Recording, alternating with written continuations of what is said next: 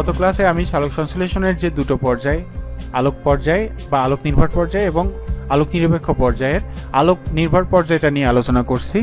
আজকে আমরা আলোক নিরপেক্ষ পর্যায় নিয়ে আলোচনা করব। আমি গত ক্লাসে সালোক সংশ্লেষণের অন্ধকার পর্যায় সম্পর্কে একটু বলেছিলাম যে সালোক সংশ্লেষণের অন্ধকার পর্যায়ে সাধারণত দুটো গতিপথ পরিলক্ষিত হয়েছে, একটা হচ্ছে C3 গতিপথ বা C3 চক্র এবং C4 চক্র। তো আমি প্রথমে C3 গতিপথ নিয়ে আলোচনা করব বা C3 চক্র নিয়ে আলোচনা করব, যেটার একটা নাম হচ্ছে কেলভিন চক্র।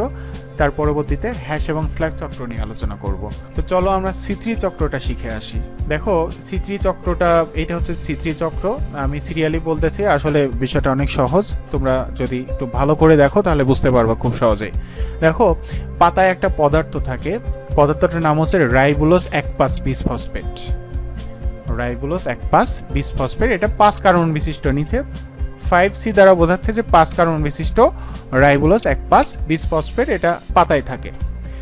তো এটার সাথে কার্বন ডাইঅক্সাইড যুক্ত হয়। আমরা কিন্তু সালোক সংশ্লেষণের সাধারণ বিক্রিয়া পড়ছিলাম, কার্বন ডাইঅক্সাইডের সাথে পানি বিক্রিয়া করে।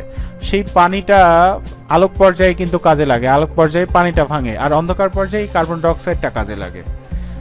তো পাতায় অবস্থিত রাইবোলোজ 1,5 বিসফসফেট। বিসফসফেট আর ডাইফসফেট দুটো পার্থক্য হচ্ছে 5 কার্বন বিশিষ্ট। তো এই পদার্থটা, এটা প্রথম কার্বন এবং শেষ কার্বনে দুটো ফসফেট আছে। যদি কোনো একটা যৌগে প্রথম এবং শেষ কার্বনে ফসফেট থাকে তাহলে সেটা বিসফসফেট বলে।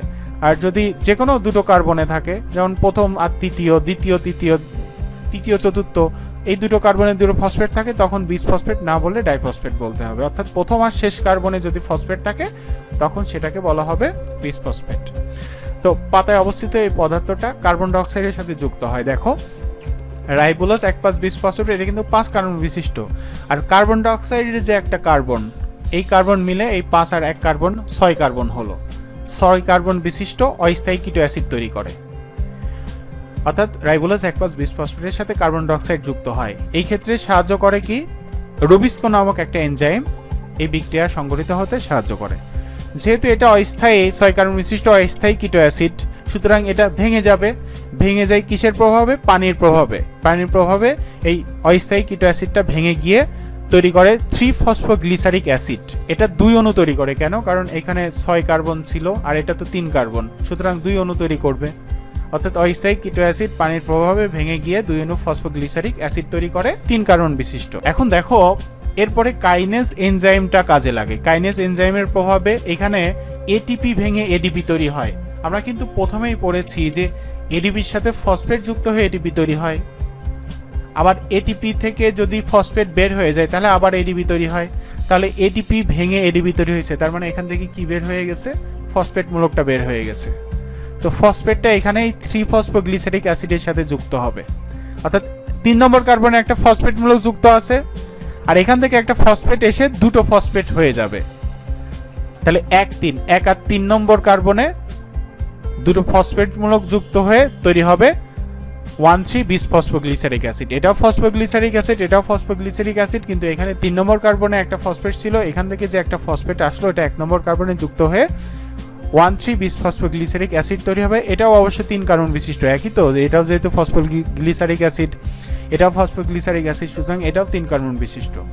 এরপরে দেখো এই যে পাতায় কিন্তু NADP H2 তৈরি হয়েছিল, আত্মীকরণ শক্তি মনে আছে কিনা? সেই NADPH ভেঙে যায়। NADPH ভেঙে গিয়ে ওই Hটা আলাদা হয়ে যায়। ওই Hটা পরে ফসফোগ্লিসারিক অ্যাসিডের সাথে যুক্ত হয়।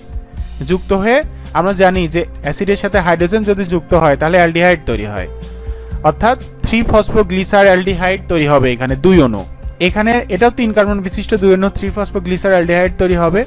এখানে একটা সমানুকরণ বিক্রিয়া হবে। আমরা জানি সমানুকরণ বিক্রিয়ার সাহায্যে একটা সমাণু থেকে আরেকটা সমাণু তৈরি হয়।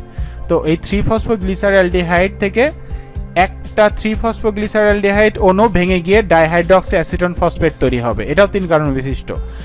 আর সমানুকরণ বিক্রিয়াতে সহযোগিতা করে হচ্ছে আইসোমারেজ নামক এনজাইম। তার মানে এখানে মূলত 3-ফসফোগ্লিসারঅ্যালডিহাইড তৈরি হয়েছিল 2 অণু, তার 1 অণু ভেঙে গিয়ে ডাইহাইড্রক্সি অ্যাসিটন ফসফেট তৈরি করবে, আর 1 অণু থেকেই যাবে। তো এই যে দুটো পদার্থ 3-ফসফোগ্লিসারঅ্যালডিহাইড এবং ডাইহাইড্রক্সি অ্যাসিটন ফসফেট, এই দুটো পদার্থ থেকে একদিকে গ্লুকোজ তৈরি হবে আর একদিকে এই প্রক্রিয়াটা চক্রাকারে চলতে থাকবে। আগে এই দিকটা আমরা শিখে আসি।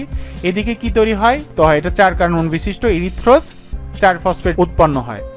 পরবর্তীতে সেই ইরিথ্রোজ 4 ফসফেট ট্রান্সকিটোলেজ নামক এনজাইমের প্রভাবে জাইলুলোজ 5 ফসফেটে রূপান্তরিত হয়।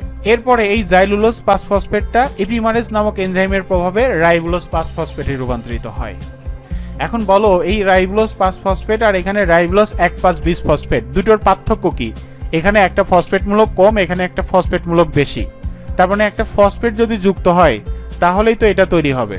তো ফসফেট যুক্ত হওয়ার প্রক্রিয়াকে আমরা জানি এটিপি ভেঙে যদি এডিপি তৈরি হয় তখন ফসফেট যুক্ত হয়, অর্থাৎ এখানে এডিপি ভেঙে এডিপি তৈরি হবে এবং এই ফসফেটটা রাইবোলোজ 5 ফসফেটের সাথে যুক্ত হয়ে রাইবোলোজ 1,5,20 ফসফেট তৈরি হবে এবং এখানে কাজ করবে কি কাইনেজ নামক এনজাইম। তো এই দেখো রাইবোলোজ 1,5,20 ফসফেট তৈরি হলো, তার মানে এই প্রক্রিয়ায় লাস্ট পর্যন্ত এই পদার্থটা তৈরি হলো, তার মানে এটা আবার এরকম ঘোরা শুরু করবে।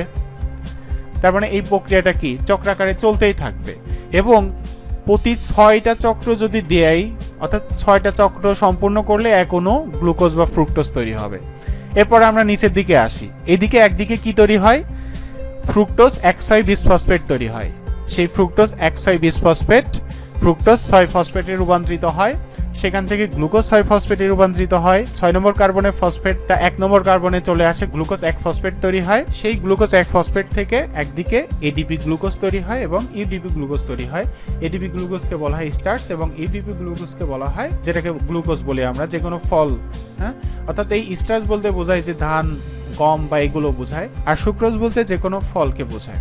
তো এটাই হচ্ছে সালোক সংশ্লেষণের অন্ধকার পর্যায়ে বা আলোক নিরপেক্ষ পর্যায়ে C3 চক্রটা।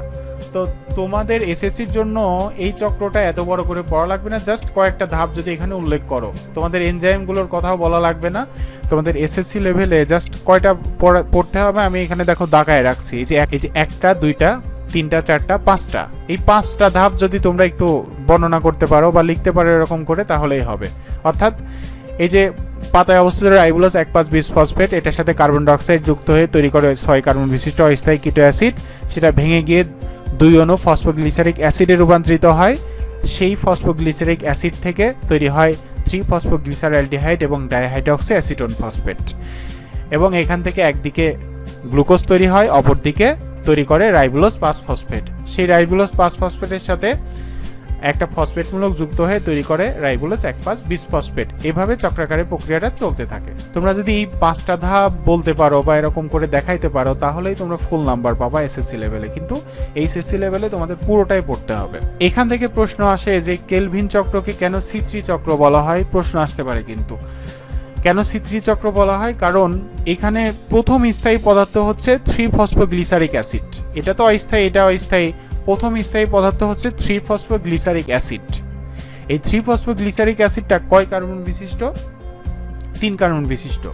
যেহেতু কেলভিন চক্রের প্রথম স্থায়ী পদার্থটা 3 কার্বন বিশিষ্ট, সুতরাং এই চক্রকে C3 চক্র বলা হয়। তাহলে তোমরা অবশ্যই বুঝতে পারতেছো যে এরপরে যে আমরা C4 চক্র পড়ব সেখানে প্রথম স্থায়ী পদার্থটা 4 কার্বন বিশিষ্ট হবে, সে কারণে ওই চক্রকে বলা হবে C4 চক্র। তো চলো আমরা C4 চক্রটা শিখে আসি।